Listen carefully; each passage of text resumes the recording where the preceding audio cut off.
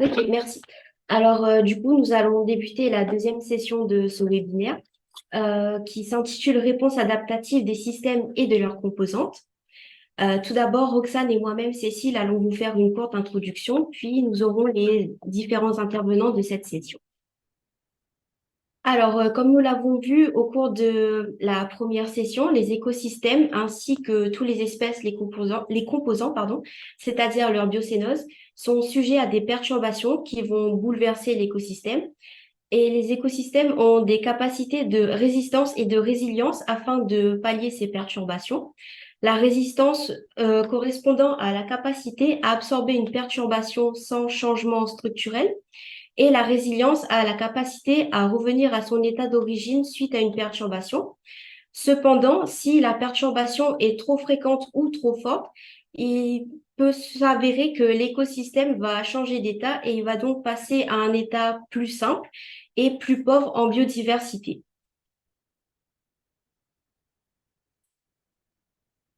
Du coup, ces perturbations de l'écosystème affectent également les espèces de la biocénose.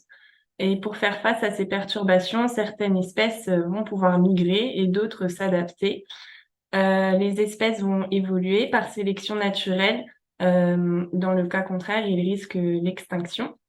Et dans cette session, nous allons voir ces adaptations. Et du coup, dans la présentation des intervenants, nous aurons Éric Gauberville qui interviendra, puis Yuna Le Goff et Christophe Randin. Et ensuite, après les différentes présentations des intervenants, on aura également la présentation des posters de nos camarades de classe que vous pouvez également retrouver sur le lien Padlet.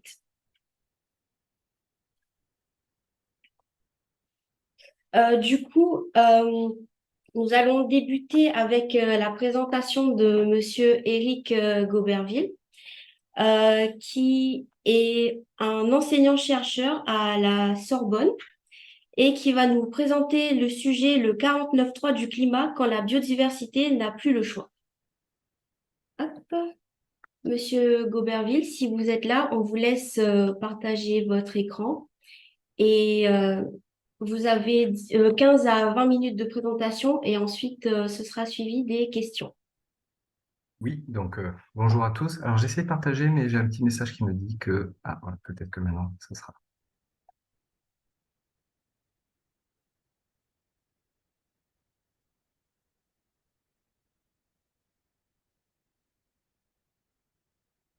Et donc là, logiquement, vous devriez avoir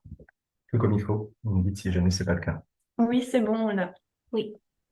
Donc tout d'abord, merci pour cette invitation à intervenir avec un titre qui est assez général et sur lequel je vais rentrer un petit peu plus en détail, notamment par rapport au contexte et par rapport à certains exemples qui sont tirés notamment d'une partie des travaux de recherche que je peux mener en collaboration, mais aussi d'exemples un petit peu plus larges que ces travaux.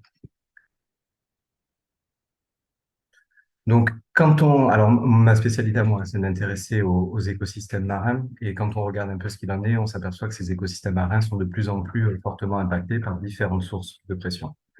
Dans un premier temps, on pense forcément aux sources climatiques et notamment à la partie réchauffement des températures, donc avec une courbe qui illustre ici ce réchauffement à l'échelle globale, où on voit qu'après une période de certaine stabilité, quand on passe sur une ère pré-industrielle et qu'on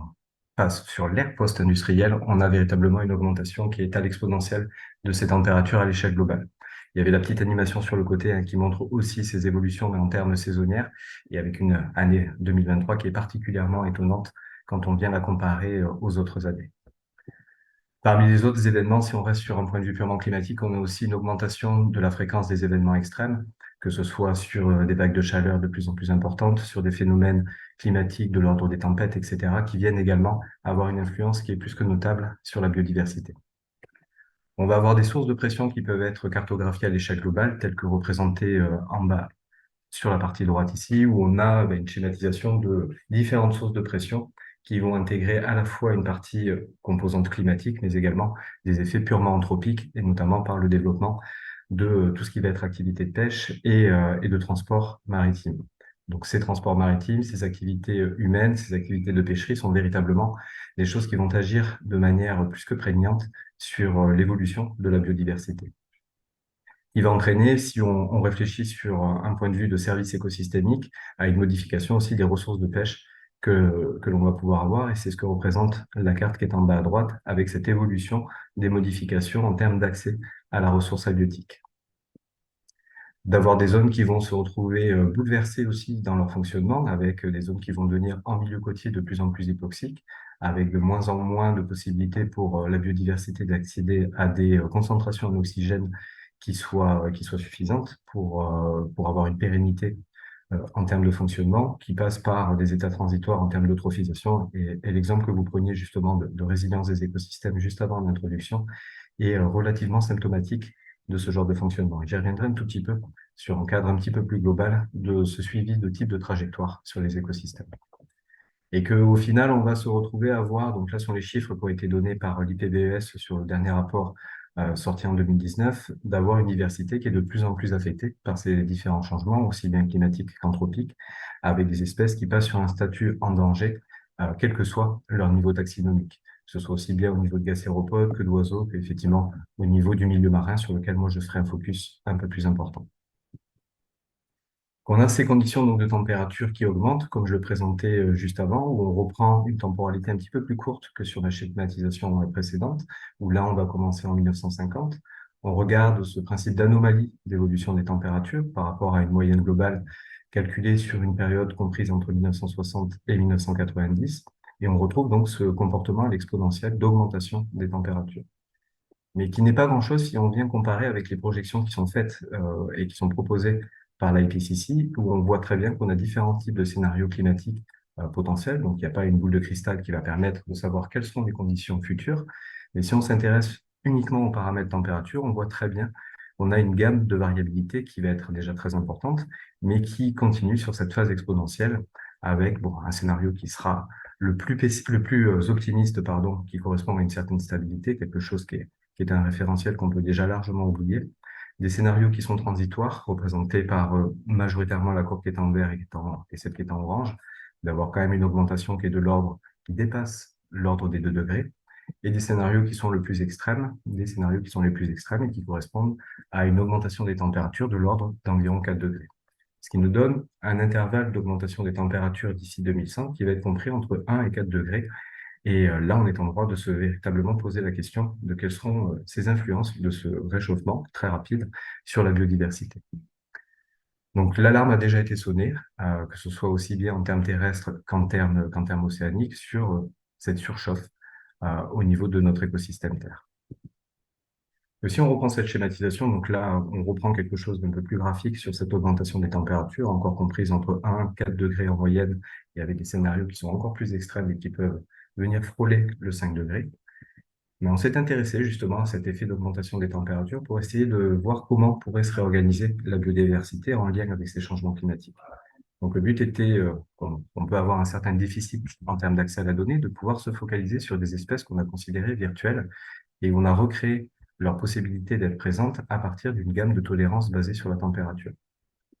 Et ce qui est intéressant, c'est de venir comparer une période bien particulière à cette évolution attendue pour la fin du siècle, en se basant sur une période qui n'est pas forcément très impactée par ces réchauffements, celle qui correspondait au début de la courbe que je vous ai montré précédemment, donc sur une période 1960, et de venir regarder le pourcentage de réorganisation de ces écosystèmes marins. Et là, on voit qu'on a quelque chose qui est de l'ordre d'environ 10 à 15% de manière majoritaire sur nos océans, avec une partie polaire qui est la plus affectée par un réchauffement, encore une fois, qui est considéré comme étant très optimiste et quasiment à rayer de la carte des possibilités. Si on s'intéresse à un réchauffement beaucoup plus intense, l'ordre de ce 4 degrés environ, on s'aperçoit que là, le pourcentage de réorganisation de nos écosystèmes marins comprennent l'équivalent d'environ 30%, c'est-à-dire des choses qui vont énormément bouger d'ici la fin du siècle. Ce qui est toujours intéressant, c'est de pouvoir relier ça à une période passée, de manière à pouvoir faire un parallèle entre ce qu'on pourrait attendre sur la fin du siècle et quelque chose qui nous attend, et quelque chose en comparatif d'une période il y a environ 20 000 ans. Donc ici, on se situe au dernier maximum glaciaire, avec une comparaison qui est assez équivalente pour la période du Pliocène moyen, en comparaison, encore une fois, de la période 1960. Et là, on voit que la gamme de variabilité sur 20 000 ans et absolument pas de la même ampleur que ce qu'on pourrait imaginer pour la fin du siècle, avec des zones qui sont peu altérées, qui ont été peu altérées en termes de réorganisation, certaines qui sont effectivement fortement modifiées au cours du temps, mais où on retrouve des patrons qui sont absolument peu comparables avec l'intensité qui va couvrir l'intégralité, qui pourrait couvrir l'intégralité de notre planète d'ici la fin du siècle. Quand on s'intéresse à cet effet des changements, donc l'orientation que j'ai prise ici est très en lien avec les influences climatiques, on sait qu'on va donc avoir cette réorganisation en termes de conditions environnementales, qui est basée ici sur une cartographie de ce que l'on pourrait attendre en termes de changement des températures d'ici la fin du siècle. On fait le lien dans ces cas-là avec comment les espèces vont répondre. Donc, c'est l'exemple que je prenais sur les espèces virtuelles, mais qu'on peut très bien mener sur des espèces dont on a des observations, de manière à pouvoir recréer ce qu'on appelle leur préférendum par rapport à une réponse environnementale. De pouvoir utiliser ce type d'indice pour pouvoir évaluer les modifications de nos communautés. Donc là, qui est basé sur cette affinité à la température, où on va pouvoir détecter un optimum et pouvoir voir comment cet optimum va changer en fonction des modifications des conditions environnementales. Et c'est ce qu'on a montré dans un article qui est sorti il y a environ 2-3 ans maintenant, et qui montre que certains écosystèmes, donc là avec un focus sur la partie mer du Nord, un autre qui va plutôt être localisé sur la partie américaine, d'avoir des changements en termes de communautés qui sont très caractéristiques, qui vont correspondre à une tropicalisation de nos communautés, c'est-à-dire l'arrivée d'espèces à affinité chaude, et en même temps un processus qui correspond à une déboréalisation, c'est-à-dire une perte des espèces qui vont plutôt avoir une affinité froide. Donc une véritable réorganisation des communautés qui rend encore plus difficile l'exercice de savoir quel pourrait être l'arrangement de nos communautés d'ici la fin du siècle. Que cet exercice donc précédent était mené à l'échelle de la communauté, qu'on peut très bien aussi le mener à une échelle beaucoup plus spécifique, et en l'occurrence l'exemple que j'ai choisi ici est sur la coquille Saint-Jacques. On a des observations, donc tout s'appuie sur le concept de niche écologique au sens de Chinson, de manière à pouvoir recréer les préférendums environnementaux de nos espèces et de pouvoir cartographier leur évolution au cours du temps. De se baser donc sur des observations, de pouvoir faire le lien avec des paramètres environnementaux et de retrouver leur gamme de préférendum environnemental pour pouvoir déterminer leur positionnement dans l'espace. Et à partir de là, d'être en mesure de pouvoir recréer une certaine variabilité au cours du temps et de pouvoir savoir comment cette réorganisation pourrait s'effectuer au cours du temps. Donc là, on voit très bien que cette gamme de préférendum environnemental, où on va avoir la partie en rouge qui correspond à ce que les espèces ont préféré et où on s'attend donc à pouvoir les retrouver, c'est quelque chose qui va être relativement variable au cours du temps, mais qui, au cours de ces changements environnementaux, va se retrouver fortement altéré, quel que soit le type de scénario climatique qu'on a pu considérer. On peut s'attendre à avoir l'équivalent d'une extirpation locale, donc on n'est pas sur un principe d'extinction, mais sur une extirpation sur une zone donnée de la gamme environnementale préférentielle de cette espèce. C'est-à-dire que quelque chose qui va pouvoir se retraduire sur une diminution très drastique en termes d'abondance et donc d'accès à la ressource. Et de pouvoir recréer donc cette notion de trajectoire au cours du temps en fonction de différents scénarios, en fonction de différents endroits dans lesquels on va pouvoir se situer, et de pouvoir avoir donc cette évolution au cours du temps, ici entre 1900 et 2100, en fonction de différents scénarios, que ce soit sur les scénarios le plus optimistes qui est représenté sur la partie en vert, que celui qui correspond au plus pessimiste et qui correspond à la partie qui est en rouge.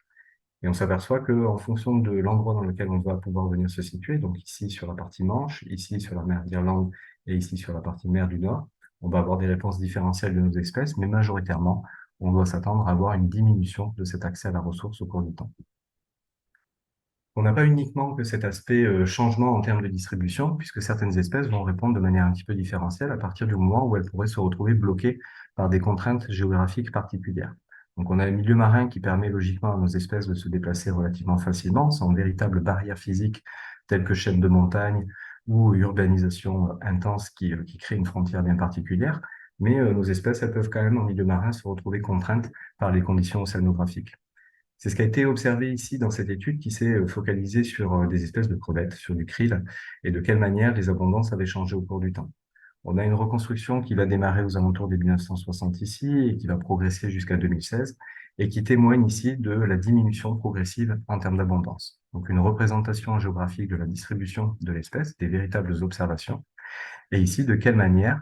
et sur le long terme et de manière saisonnière, on va s'apercevoir que nos abondances elles vont décroître progressivement.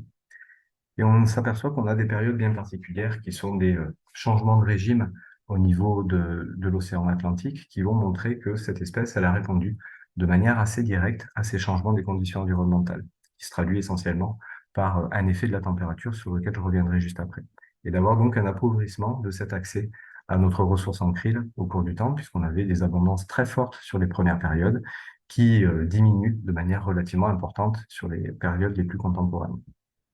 Si on fait une simple cartographie qui va mettre en relation deux périodes, 1958-1967 et une période beaucoup plus contemporaine, on s'aperçoit effectivement que même spatialement, on va voir cette diminution des concentrations en krill. Et si on recrée cette information-là de manière temporelle et qu'on regarde de quelle manière cette communauté de krill a évolué au cours du temps, on peut imaginer avoir cette évolution qui va partir sur un indice qui est plutôt positif et qu'on pourrait relier à celui que j'ai montré sur les températures juste avant, et qui va passer sur des valeurs plutôt négatives, donc qui ne correspondent pas à des abondances négatives, mais à un indice de variabilité qui traduit un changement en termes d'abondance qui est relativement fort et qui, encore une fois, est localisé sur une période charnière au milieu des années 80. Et que si on fait le lien de manière plus directe avec la température, on s'aperçoit que la température, sans que corrélation soit forcément causalité, mais qu'on a quand même un message qui est excessivement commun entre ces deux variabilités, d'avoir une diminution des concentrations, des abondances en krill qui soit véritablement le reflet de cette augmentation en termes de température océanique. Et si on regarde un petit peu plus finement ce qu'il en est, donc sur les petits schémas qui sont situés sur le côté, on ne s'aperçoit absolument pas d'une possibilité de migration de nos espèces, comme on a pu observer dans certains cas, mais véritablement d'une contraction spatiale qui est liée à l'impossibilité pour les espèces de krill qui ont été considérées dans l'étude de pouvoir s'affranchir d'une contrainte thermique bien particulière. Ce qui fait qu'au cours du temps, si on analyse ces différentes courbes qui sont ici, entre l'habitat thermique de nos espèces, leur possibilité d'avoir un gradient latitudinal relativement important dans un premier temps, et leur positionnement véritable par rapport à ces isothermes de température, on s'aperçoit qu'entre la première période qui correspond à 1958-1967 et cette période beaucoup plus contemporaine, on a une diminution d'environ 4 degrés du gradient latitudinal de positionnement de notre espèce. Ce qui veut dire non pas cette notion de migration qu'on a pu déjà aborder, mais véritablement une contraction de l'habitat potentiel. La manière dont on peut réagir aussi, c'est de venir étudier ces différents systèmes pour savoir comment ils ont répondu sur des périodes beaucoup plus passées, de manière à pouvoir avoir un petit peu plus de confiance sur la capacité à projeter ce que pourrait être cette réorganisation de nos communautés pour le futur. Et si on regarde ce qui s'est passé, on a des événements qui sont relativement caractéristiques au cours de ces dernières années, et notamment un exemple que j'aime bien présenter, qui est cette évolution d'un écosystème donné avec une pêcherie très orientée sur la crevette, qui correspond à ce que je symbolise ici pour 1970-1976, où les pêcheurs retrouvaient essentiellement ce type de ressources. Et si on regarde un petit peu l'évolution qui a pu être cet accès en termes de ressources halieutiques, on s'aperçoit que sur une période 1977-1980, on commence à avoir un certain changement avec une diminution des abondances de crevettes et l'apparition de prédateurs supérieurs qui n'étaient absolument pas observés sur les premières périodes. Et que si on continue un petit peu cette évolution en termes d'accès à la pêcherie, on s'aperçoit qu'en 1981-1996, on a une disparition totale de cet accès à la crevette et véritablement une réorientation de la capacité de pêcherie vers une ressource qui est totalement différente. Ce qui nécessite ensuite d'avoir toute une composante socio-économique à venir intégrer sur ce type de changement, puisqu'il a fallu avoir une modification des pratiques de pêche et une sensibilisation du public consommateur qui est aussi totalement différente. Et c'est véritablement ce qu'on appelle des changements de régime. Vous mentionniez un petit peu sur la diapo introductive, quand on va passer d'un état à un nouvel état, on a typiquement ce genre de choses qui peut être observé au niveau des écosystèmes marins. Que de manière, si on se promène un petit peu géographiquement, on va pouvoir observer le même type de comportement, notamment au niveau de la mer du Nord, donc un focus qui est fait ici sur la mer du Nord, où on va de la même façon suivre l'évolution de différents paramètres, aussi bien en termes climatiques dans un premier temps, que purement des paramètres environnementaux tels que les concentrations en nutriments, le pH qui peuvent être suivis, et ensuite le compartiment biologique sur lequel on va pouvoir aussi avoir un accès à la donnée et suivre leur évolution temporelle. De la même façon que ce que j'ai présenté un tout petit peu avant, on s'aperçoit qu'il y a une certaine synchronie qui va pouvoir être observée entre des changements en termes d'environnement, qui vont se traduire par des augmentations de température, qui vont se traduire par des changements en termes de conditions de régime de temps, de régime de vent, qui vont avoir des conséquences sur les concentrations en nutriments notamment, et qui vont avoir cette résonance directement et sur le compartiment phytoplanctonique, qui va être représenté ici, et sur le compartiment zooplanctonique, qui se traduit non pas forcément par des augmentations d'abondance ou des diminutions, mais par véritablement des réorganisations en termes d'espèces que l'on va pouvoir retrouver. Et c'est notamment ce qui a été observé quand on s'intéresse aux compartiments zooplanctoniques, avec un changement en termes de dominance d'espèces qui étaient présentes et qui vont avoir des conséquences relativement importantes sur les niveaux trophiques supérieurs et notamment sur les pêcheries de morues de l'Atlantique, puisque cet effet d'avoir un changement en termes de dominance d'espèces s'est traduit par avoir un effondrement des stocks et donc des pêcheries potentielles par rapport à cet accès à la morue. Si on regarde de manière un petit peu plus globale et qu'on vient mutualiser différentes séries temporelles, on s'aperçoit que le changement de régime que j'avais mentionné précédemment est véritablement quelque chose qui a touché l'écosystème Terre de manière majoritaire. On a quelque chose qui est relativement stable dans un premier temps et qui va se retrouver à avoir une modification très prononcée et qui va se traduire par des changements en termes de concentration en phytoplancton, qui va correspondre à des changements en termes de paramètres environnementaux tels que la température. Et si on vient relier cette notion de température, on s'aperçoit effectivement que la température sera un driver bien particulier, puisque les changements en termes de température sont très synchrones avec ces changements des communautés biologiques qu'on a pu observer à l'échelle globale. Et que si on s'amuse à faire une cartographie à l'échelle globale de ces changements de régime, on s'aperçoit que les changements de régime qui peuvent être détectés toujours sur la base des séries des espèces virtuelles que j'avais mentionnées précédemment, on s'aperçoit que l'ampleur des changements de régime au milieu des années 80 correspond véritablement à l'intégralité de notre planète. Alors que d'autres changements de régime peuvent être observés et peuvent être beaucoup plus ponctuels, à l'image de celui que j'ai présenté sur l'accès de pêcherie à la crevette.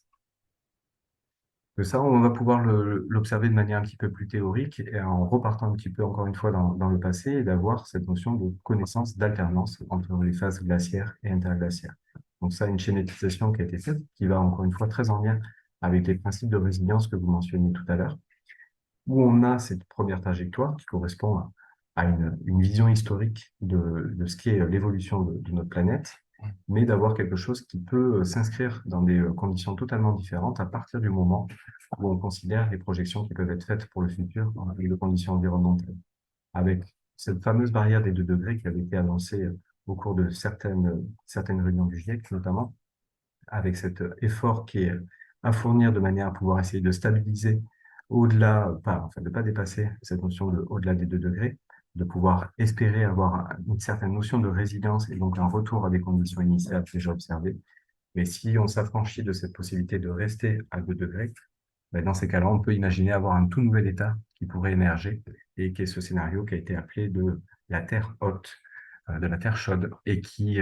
correspond donc à avoir un système qui sera totalement différent en fonction des projections qui ont été faites. Et donc, il s'inscrit totalement dans cette notion d'anthropocène, d'avoir des caractéristiques géologiques qui seront totalement différentes à partir du moment où on passe sur un nouveau régime et donc une période qui est totalement différente.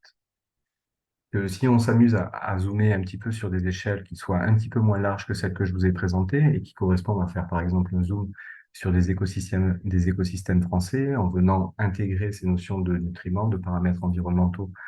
type température, salinité, mais aussi de pouvoir faire un lien avec différents types de forçages qui soient aussi bien à l'échelle globale qu'à l'échelle locale, qui soient des processus à très grande échelle ou des choses qui sont beaucoup plus en lien avec de la météorologie locale, on s'aperçoit qu'on va aussi pouvoir suivre ces trajectoires d'écosystèmes.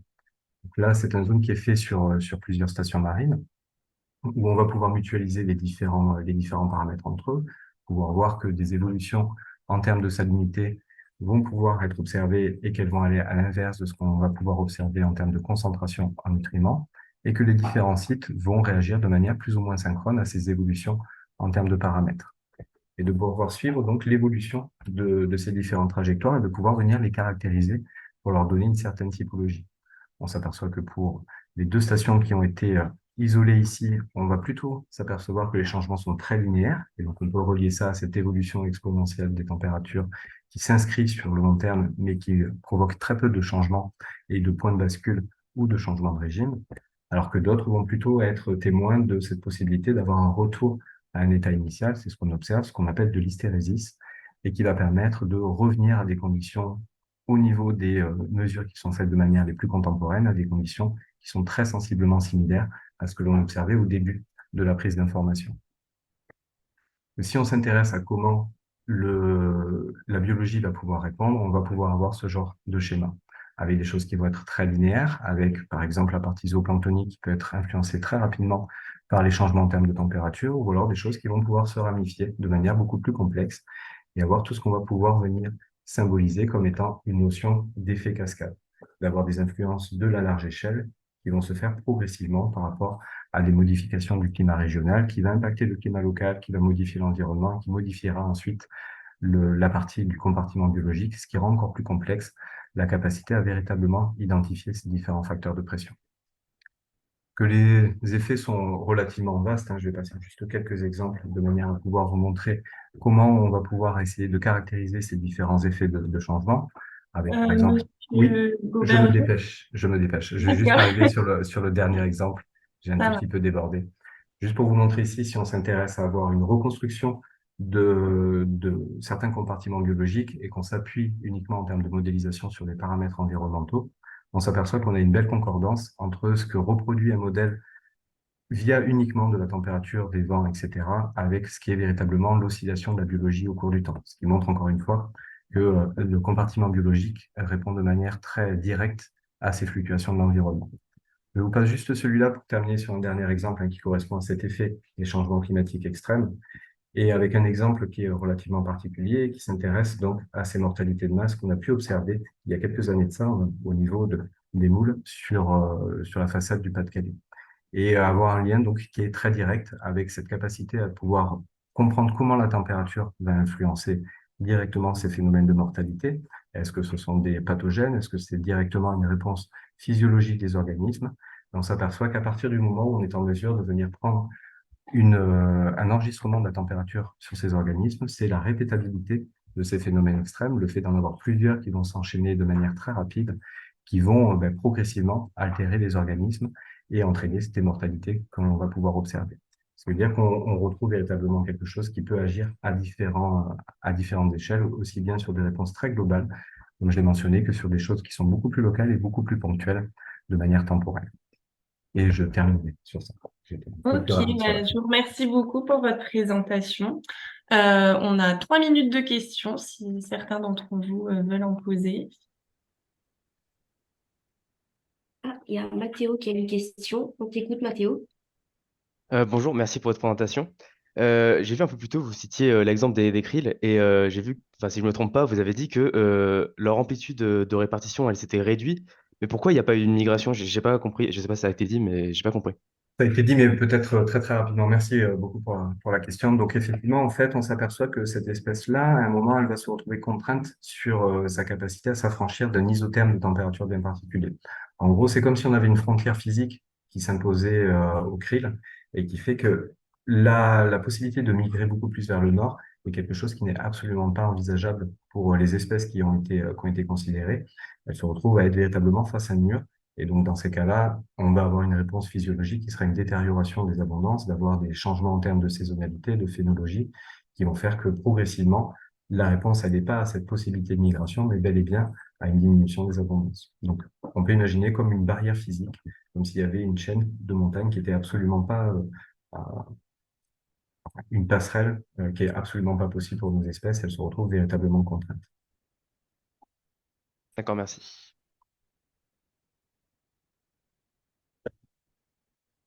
Est-ce qu'il y a d'autres questions?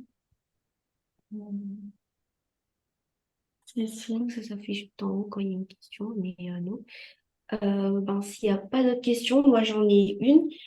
Vous avez parlé de réorganisation des populations dans les écosystèmes. Mais moi, j'aimerais savoir si cette réorganisation, pardon, elle est visible sur une échelle bien distincte ou si c'est une très longue échelle de temps.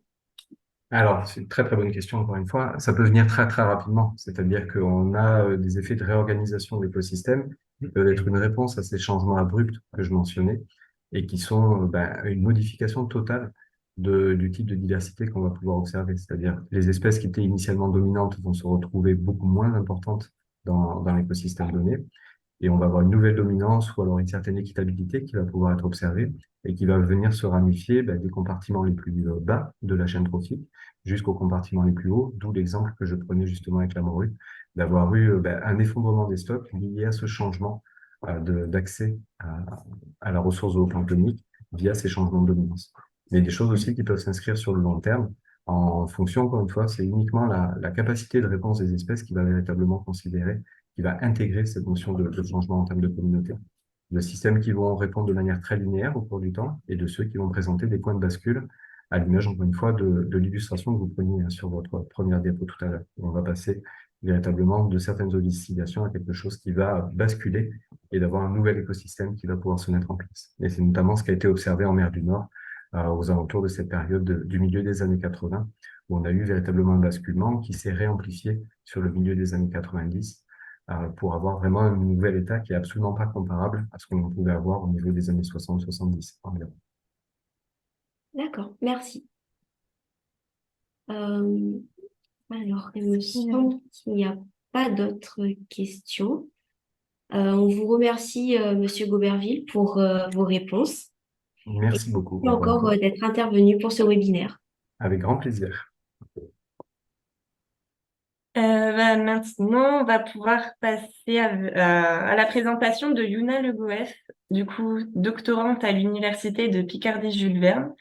Et sa présentation doit parler de la réponse des espèces végétales face au changement climatique.